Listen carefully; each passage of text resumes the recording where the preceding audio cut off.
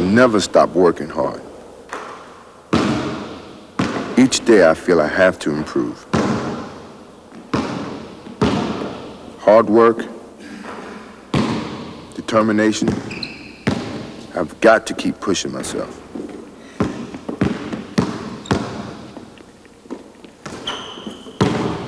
I remember when I was 5 years old, dunking in trash cans on my knees, waiting for that day I would be able to really do it. And then one day, it happened. I was in the 9th grade, it was a JV game, and I was only 5'8". Now in practice, I've never been able to get up that high, but the adrenaline was pumping, and I just took off. It all happened so fast, I wasn't quite sure what I'd done. But you know, I just really loved that feeling. Hi, my name is Michael Jordan. I want you to take a trip with me and discover the secrets that I've known for many years, that man was truly destined to fly.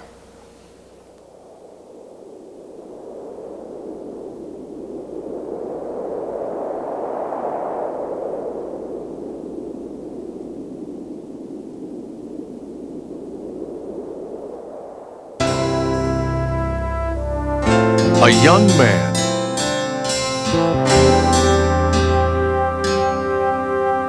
with dreams of greatness on the baseball diamond, possessing the burning desire that could get him there. These are visions of what might have been. But reality has never looked so good.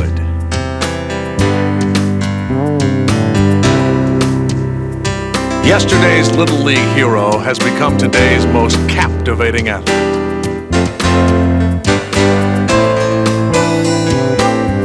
His elegance on the court has transformed the game into an art form.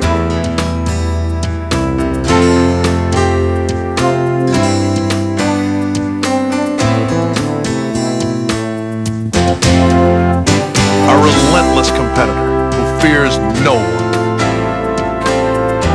He overwhelms the opposition, patrolling the airways with a reckless abandon. He is an unyielding defender with uncanny instincts.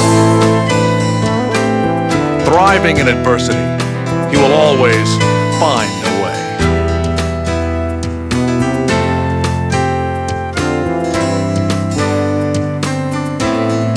And while strength is usually found in numbers, his comes from within. I'll tell you a story that I think summed the whole thing up. We was playing Chicago in Salt Lake. They switched and put John Stockton on it, and he turned around and dunked on Stockton. So some guy got up and almost followed him down the sideline and said, "Hey, Jordan, pick on somebody your own size." Next time down the floor, he dunked on Mel Turpin. And went over and looked at the guy and said, "Was he big enough?" His astounding ability seems boundless. The guy literally is embarrassing the league. He's that good. He's a phenomenal player. There isn't anything he can't do. Michael in from the left side, jammed it right over Rollins. Michael Jordan. And in his quest for perfection, he takes the game to new heights. The perfect player to me is probably 6'5", 6'6", 200 pounds, jump like Michael Jordan, wear number 23 like Michael Jordan, and shoot like and play like Michael Jordan. Jordan into the front court, get on your record, no! As Dale Ellis off to the right, Jordan on the drive, falls down underneath. Ball loose, McDaniel, and it's stolen by Jordan. Michael's got it break away, this game is over. Pass to Michael Jordan, this spells trouble. Jordan, who has it on the break, driving all the way in. Oh, got an unbelievable move. He put it in and it counts. But greatness sometimes springs from humble beginnings. As a 5'11" sophomore, young Michael was noticeably absent from the varsity team. Yes, I'm the coach who cut Michael as a sophomore. We did it because we thought at the time it was the best thing for him and for our basketball program. He was still growing, he was a good ball player, but we didn't think he was good enough yet to really make the contribution on the varsity that we felt we needed. Determined to prove his coach wrong, Michael worked harder than ever, growing 4 inches and improving dramatically over the next 2 years. He would shatter all of Laney's scoring records while leading the Buccaneers to their first ever conference championship. The high school All-American chose the University of North Carolina, and academic advice was soon to follow. And I told him to go into math, and that's where the money was, which I think's hilarious. He probably does too. Concerned about Michael's future employment, Laney's principal wanted him to attend the Air Force Academy is always a very excellent educational choice, and certainly the commitment to the armed forces would have given him employment after college. This one-man squadron would eventually form his own Air Force, Air Jordan. Chapel Hill, home of the University of North Carolina, a school rich in basketball tradition. Initially, skepticism arose as to whether Michael could excel at the college level.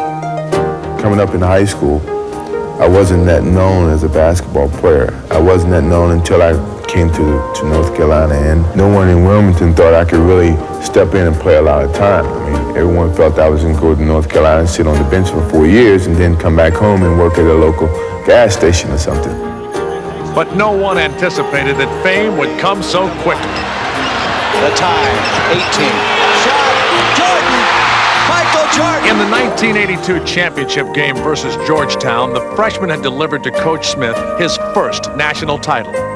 And a star was born. And a lot of people didn't know I existed until I got here. So when I hit that shot, I felt like I was different. You know, I won a national championship. I think the people started to recognize my talents more, and I started to get more publicity in that sense. So I think that shot really put me on the map, if you want to say. Michael's winning basket propelled him into the national spotlight, and a new aura of confidence was apparent to all. What Michael really did was improve considerably between his freshman and sophomore year. He grew a couple inches, he matured physically, and just became a sensational player. He was very inconsistent as a freshman, but he's one of the most competitive ones we've ever had in our drills. He wanted to get better, and then he had the ability to get better. There's a steal by Doherty. Here comes Michael Jordan. Matt Doherty passes to Jordan. I guess that is a pretty fitting end to the ballgame. Jordan, look at that! Kenny Smith looking for Jordan. In practice, Michael barraged his teammates with his game-time moves.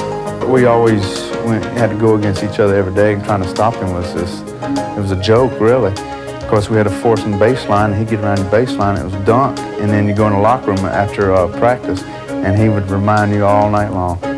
Jordan coasted through his sophomore campaign, capturing Player of the Year honors. But the pressures of a #1 ranking hindered his play early in his junior season. The excessive expectations had him trying too hard to please others, and he needed guidance to redirect his focus. Coach Smith could notice it. I mean, he showed me film from my sophomore year and the beginning of my junior year, and it looked like a total different person. It made me see exactly what success had done to me, and I was able to deal with it from that point on. I remember we were playing NC State, and I cut my hair. I was bald-headed. I said, I'm washing away with the way I started off with the season. I set my own expectations of myself, and I just started to play better basketball. Michael would rebound beautifully. About 14. Rebound. Dominate the competition, and go on to lead the ACC in scoring. But after being named the top collegiate in the nation for the 2nd consecutive season, he made the difficult decision to walk away from Chapel Hill and forego his senior year. Well, to tell you the truth, I really just decided, I guess, an hour and a half ago. I didn't know I was, 50-50, and I talked to Coach this morning, and he helped me, and my parents helped me, and everything looks bright for me, and it's I think the future holds, hopefully, the best for me, and I just, I felt that would be better for me to start now while I'm young. Although Michael left school early, he would fulfill his graduate requirements the following year. More immediately, he was about to become the cornerstone of a rebuilding Chicago franchise. The Chicago Bulls picked Michael Jordan of the University of North Carolina. In preparation for the Los Angeles Olympics, Jordan led Team USA to a 9-0 record in a series of exhibitions against NBA talent. What I liked most about Mike was the fact that like everybody, he had some lapses in play and how hard he played, and yet all you had to do with him was go up and take him by the arm and say, Michael, you're not playing as well as you can play. He'd just kind of look at you and grin and say, I know. And he'd go out and play harder, and he'd play better. And you put his willingness to compete with his athletic ability and his basketball skill, and that's why I simply have always said, since having had a chance to be around him, that he's just the best player I've ever seen play. Named team co-captain by Bobby Knight, Michael made it clear he would have no problems with the fiery coach. And he wants the best for his players, and, you know, really that's somewhat similar to Coach Smith, except for the language, but, you know, I can get up with that.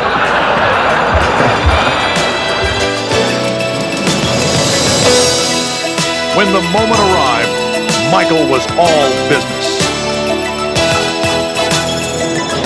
The 23rd Olympiad would provide the forum.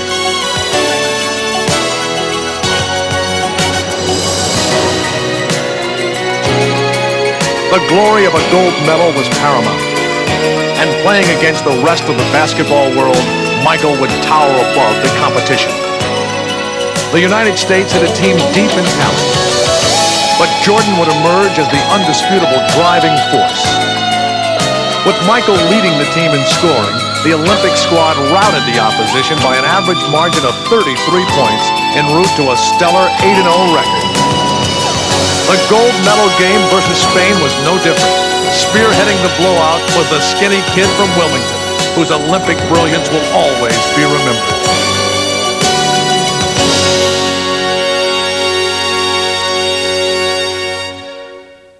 That was a special moment for me, because I guess I can go back to his childhood days, and he always said to me, one day I'll be Olympian, and I said, yeah, sure. And then to win the gold medal, I mean, it was so thrilling. It was one of my special moments, and I always remember when he put it around my neck. That was a special bond that I guess will be with me in memories that no one would take away from me. It was in this house in Wilmington, North Carolina, where Michael's parents taught him the values of hard work and how to set goals to achieve his dreams. But it was his daily battles in the backyard with his older brother Larry that fueled his competitive drive. Sanders ahead to Paxson. Pax with a lob for Jordan. Jordan steals it. Michael in deep. Turnaround shot.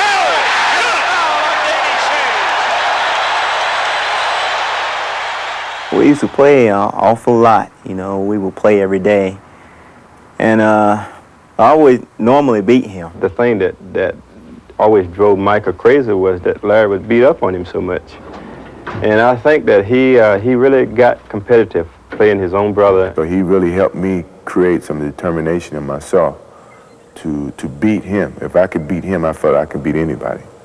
And finally, when I started to grow and my skills started to catch up with my height, I started to beat him convincingly.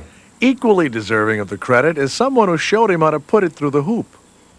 Keep your eye on the rim and concentrate. Like this? Like that? No, like this. Like this. Like this. Like this, Michael. And now give it some razzle-dazzle.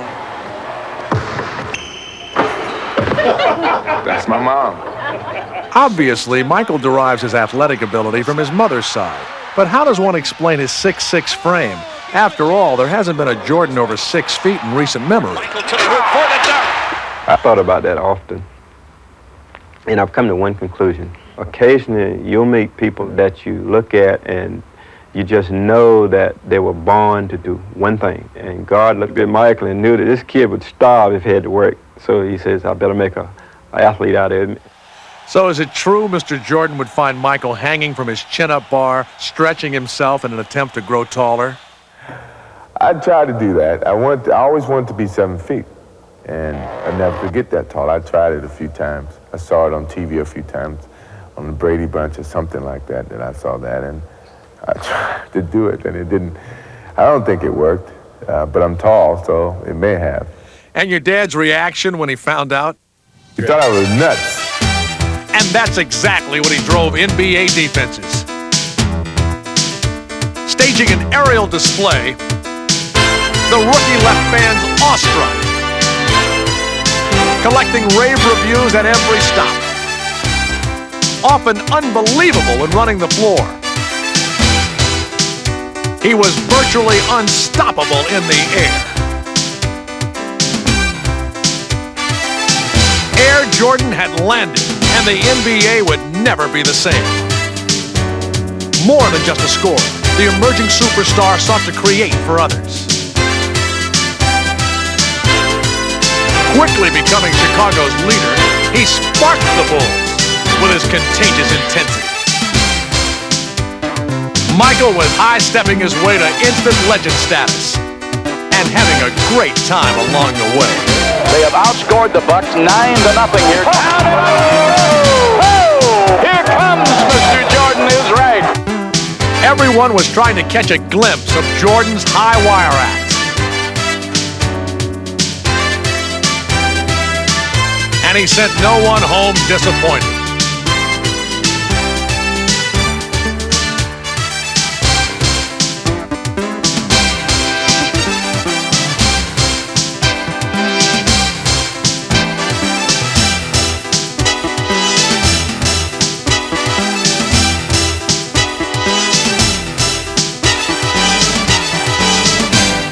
Chicago was his.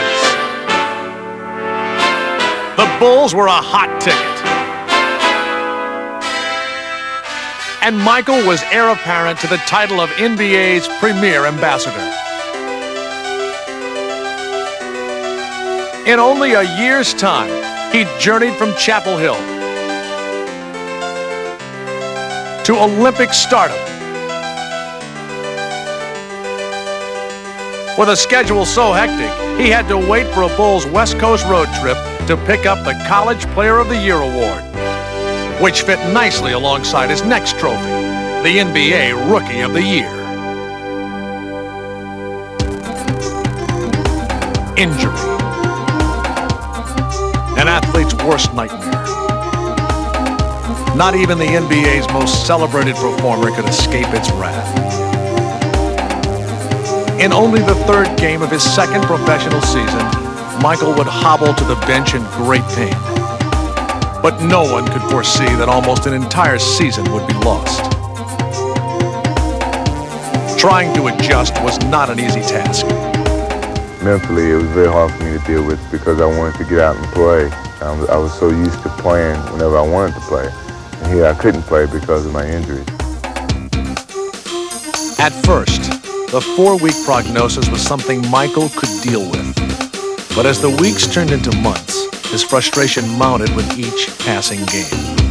The unfamiliar role of bystander had Michael at wit's end, and he needed to find a way to lessen the pain. Seeking comfort, the legendary Tar Heel returned to Chapel Hill.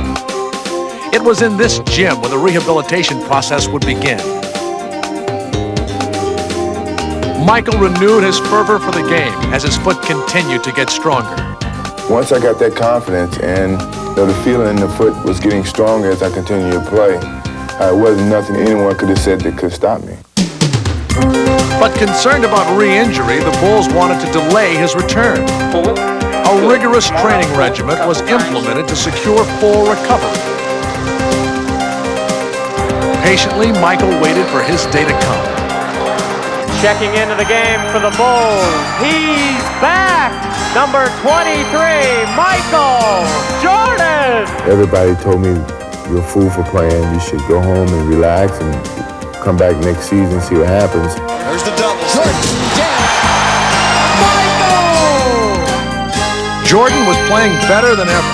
But fearing a career-ending setback, Chicago's coaching staff limited his play to only 7 minutes a half. The Star's patience was extended once again. And once I got that opportunity to play, I felt I had to prove to people that I knew what I was doing. I was a competent individual. I wasn't doing anything to jeopardize my career. I really felt that I was healthy, I was back, and I wanted to make the playoffs. I always said that once I'm in Chicago, if I have anything to do with it, to make the playoffs each year. Dateline, the playoffs. Mighty Boston sought their 16th World Championship. And for one afternoon, the time-honored legacy of Celtic pride would be confronted by the wave of the future. Time restraints were lifted.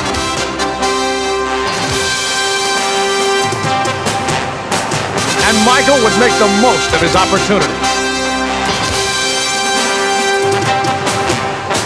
A constant presence at both ends of the floor, he single-handedly dismantled the Celtic attack. Rendered helpless by his offensive onslaught, the core of the Celtics all tried their hands at stopping him, but without success.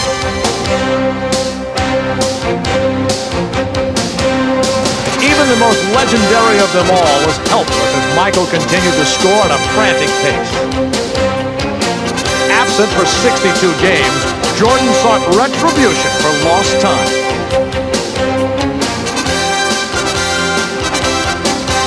On the verge of shattering a single-game scoring record, there was nothing that would stand in his way. Michael on the drive across the lane, turnaround shot, got it! 63 for Jordan! A new NBA record has been set in the Boston Garden. When I'm on my game, when I'm really on like I was in Boston, I don't think there's too many people that can stop me. I don't think there's anybody can stop me. And once I got off to a good start, I just felt like I couldn't stop. You know, I could run for days and not really stop. I just wish that the game didn't have to stop. We could play on and on. We'd probably still be playing now the way I felt. This historic feat secured a place in basketball annals. But for others, the entire experience since Michael's return was unsettling. But the first few games, obviously, I was on the edge of my seat most of the time because, God forbid something would have happened. And I'll feel much more comfortable this summer because Michael's going to play a lot of golf and very little basketball.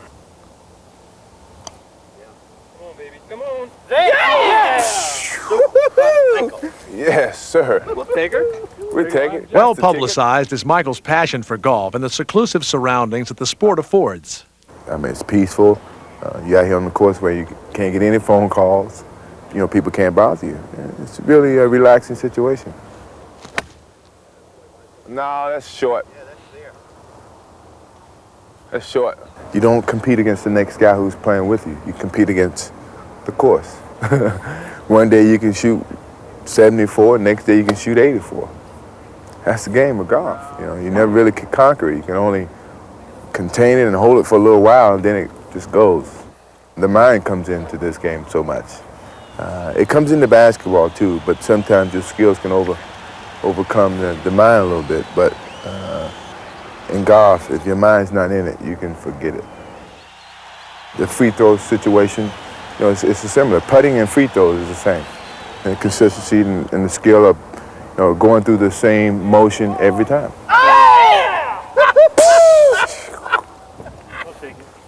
I take that. That's the ticket. That's it. That's the ticket.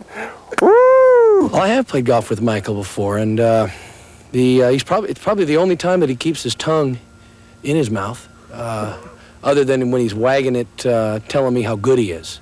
Other than that, I just really enjoy taking money from him. Smart money says it doesn't happen too often. In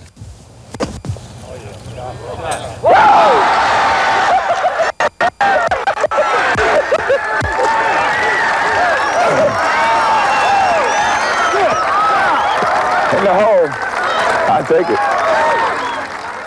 Perhaps a career after basketball is in the making. That's a jump shot. Now that's a jump shot. But for Michael Jordan, the future is now. He lives and plays with style and charisma. And just may be the most identifiable athlete in all of sports. First, his attire, baggy shorts, and the wristband on the forearm. And then there is the ever-present tongue.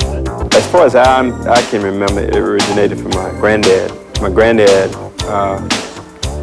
stuck his tongue out, and if I'm working on my car or something around the house, I find myself going, really concentrating. Like father, like son.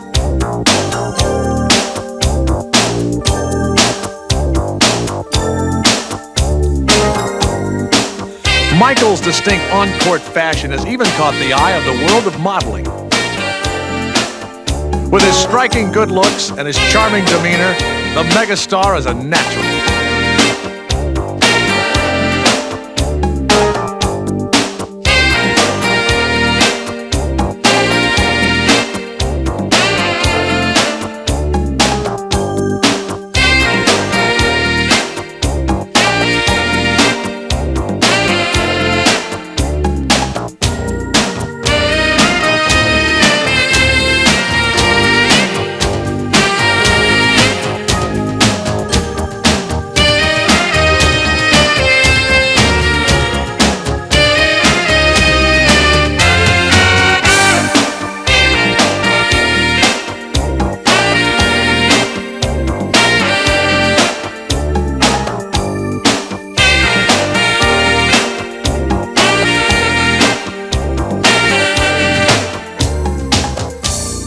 Having transcended the realm of sports, Michael has been courted by innumerable product lines and in the process has become one of the hottest commodities in the advertising industry.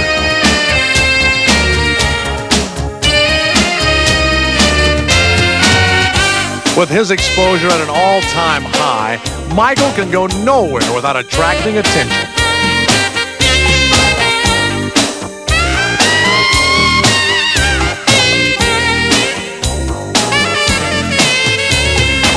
Though the marketing of Michael Jordan has become big business, he has kept his sense of humor. Even when attending to business, he always seems to manage to have a good time.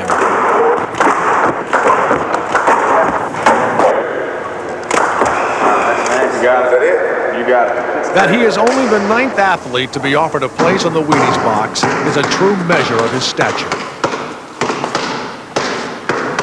But fame and fortune have truly not changed Michael. And despite his meteoric rise in popularity, he has retained a firm grip on his sense of perspective.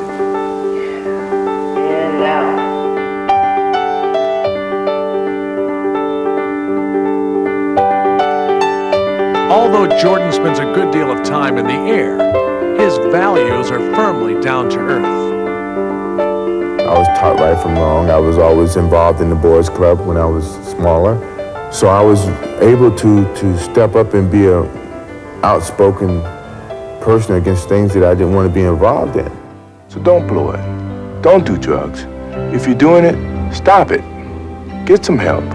McDonald's wants you to give yourself a chance to find out all the wonderful things you really can be. And so do I.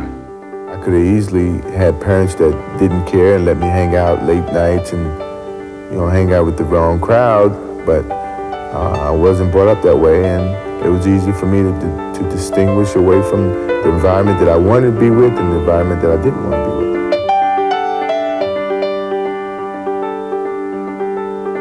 Michael is like a Pied Piper for fans of all ages, and fortunately, he leads them in only positive directions.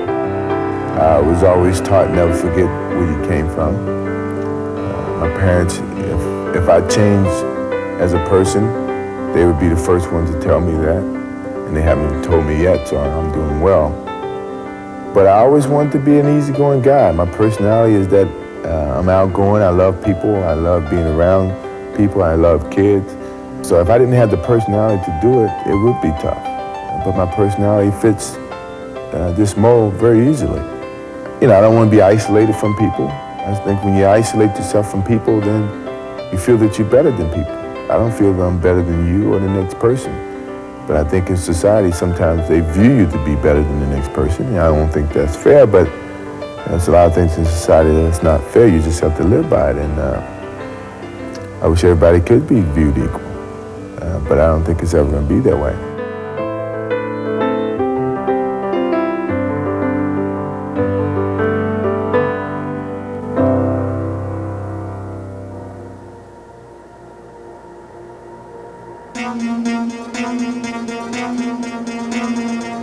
No sight inspires more fear in would-be defenders than this offensive juggernaut. If I get the ball, you're at mercy of whatever I want to do. There's nothing that you can say or do about it if I'm on my game. The feeling is you own the ball, you own the game, you own the guy who's guarding you. You can actually play him like a puppet. Few puppet masters apply their trade as skillfully as Michael. He simply takes over a game whenever he chooses. When I'm playing really good, that's the feeling that I have. An unparalleled shot maker, his offensive repertoire is limitless.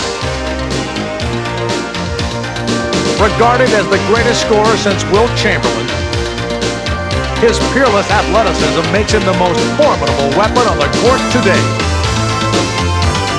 Jordan attacks the basket as though possessed.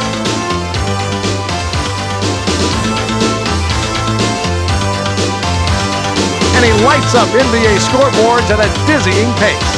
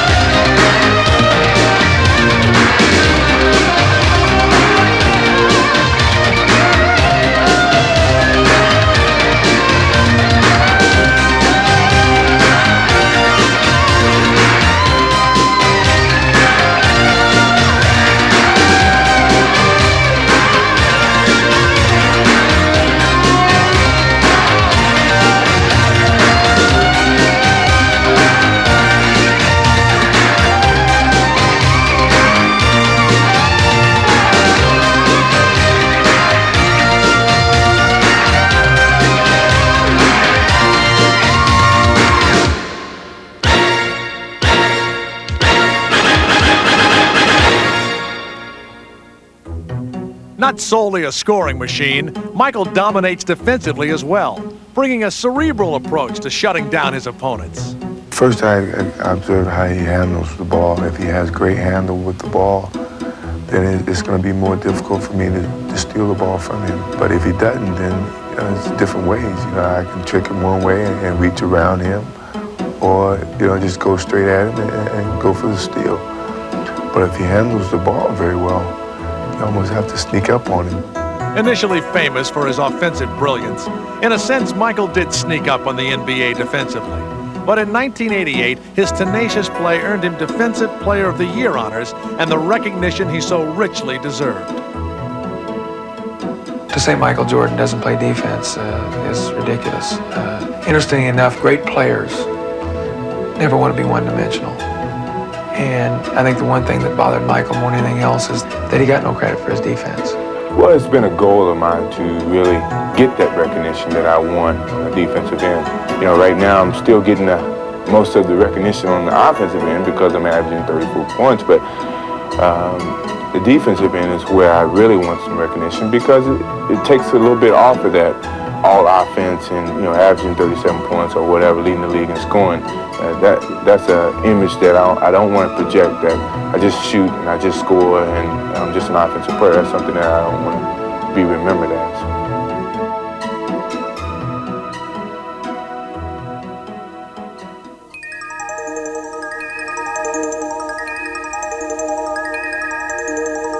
People ask me, you really think you can fly? I say, yeah, for a little while. It may be a split second, but it's flying.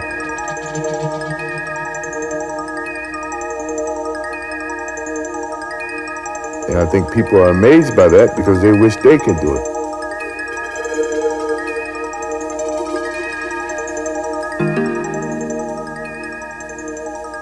And it makes me continue to work hard to keep making these people dream and enjoy their dreams.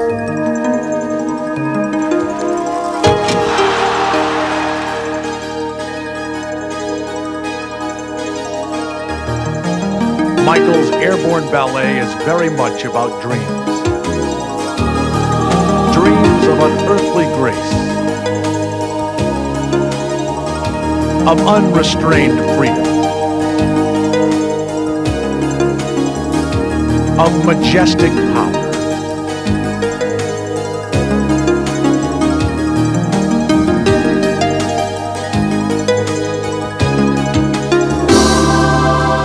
Dreams of flight.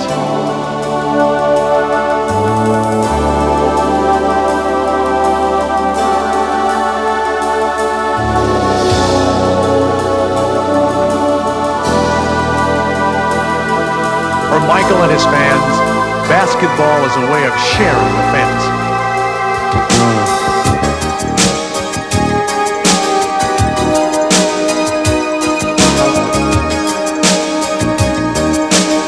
Like a small group of aerial voyagers, Michael evokes images of the stratosphere, the visions which dreams are made of.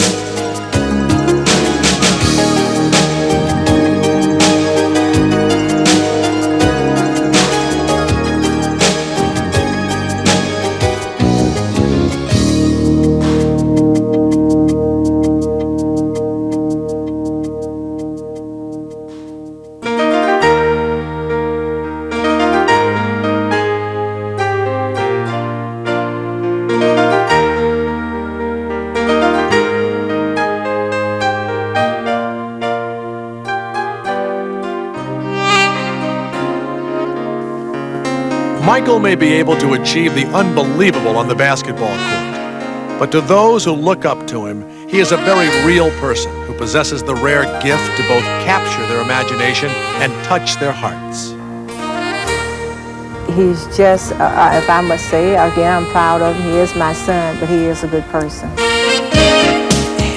And he's a pretty good basketball player, too.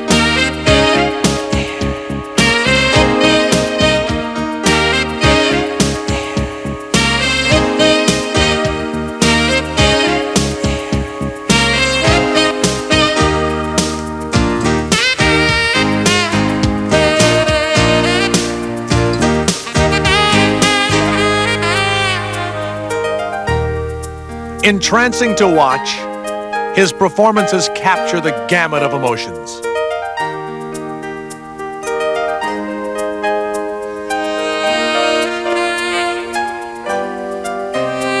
No one in the stands is more moved than his family. When he comes home, I talk to him just like he's one of my boys. And I can't get in my mind that he's any different. But when I walk into the stadium and 18,000 people are standing there hollering and screaming, sometimes you want to cry, you break out with goosebumps, and you just get all of these eerie feelings. And naturally, you have to be very, very proud.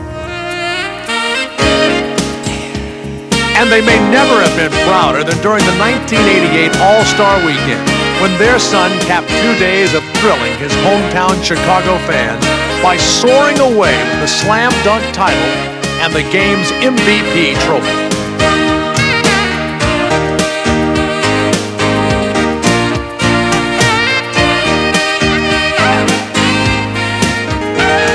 Throughout his life, Michael Jordan has met all obstacles head-on. One can only imagine what challenges he has yet to conquer. This is something to savor as we look forward to more spectacular moments from the world's most breathtaking athlete.